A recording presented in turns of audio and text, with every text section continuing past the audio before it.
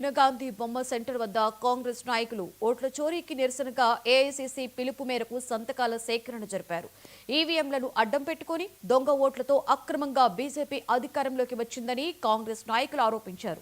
అక్రమాలను ప్రశ్నించిన కాంగ్రెస్ నాయకులు రాహుల్ గాంధీపై అక్రమ కేసులు బనాయించారని ఎద్దేవా చేశారు. బ్యాలెట్ ద్వారా ఎన్నికలు జరిపితే బీజేపీ బండారం బయటపడుతుంది అన్నారు. బీజేపీ ఆర్ఎస్ఎస్ వ్యవహారాలను ప్రజలు గమనిస్తున్నారని, వచ్చే ఎన్నికల్లో బీజేపీకి తగిన బుద్ధి చెప్పేందుకు ప్రజలంతా సిద్ధంగా ఉన్నారని కాంగ్రెస్ నాయకులు హెచ్చరించారు. ఈ కార్యక్రమంలో యువజన విభాగం అధ్యక్షులు లఖరాజ్ రామారావు, ఉపాధ్యక్షులు విజయ్ కుమార్, ప్రధాన కార్యదర్శి పవన్ కుమార్, రామ్ సింగ్, కిరణ్ కుమార్, ఆజాద్ పాల్గొన్నారు. ఏఐసీసీ అలాగే ఆల్ ఇండియా యూత్ కాంగ్రెస్ ఇచ్చిన ఆదేశాల మేరకు ఈరోజు నూజివీడులో ఓట్ చోర్ గద్దీ చోర్ అనే కార్యక్రమం సిగ్నేచర్ క్యాంపెయిన్ మొదలు పెట్టడం జరిగింది.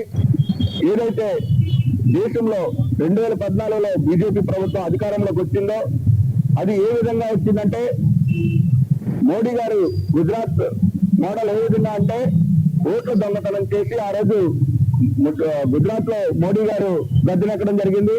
అదే ప్రక్రియని లోక్సభ ఎన్నికల్లో 2014లో ఇంప్లిమెంట్ చేసి గద్దెనెక్కడం జరిగింది.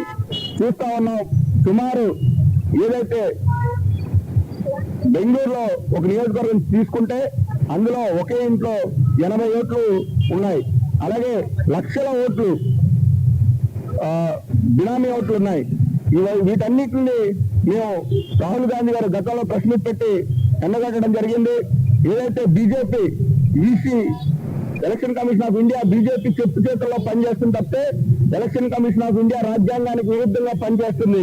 రాజ్యాంగంబద్ధంగా పనిచేస్తే ఈ రోజు మోడీ గారు గద్దెనెక్కే ప్రసక్తి లేదు. ఈ రోజు ఏదైతే 2024లో అలాగే 2019లో అలాగే 2014లో చూసుకుంటే ఆయన గద్దెనెక్కడం ఓన్లీ దొంగతనంగా ఓట్లు చేర్పించుకొని దొంగ ఓట్లు వేయించుకొని తప్పి నిజామాబాద్ జిల్లాలో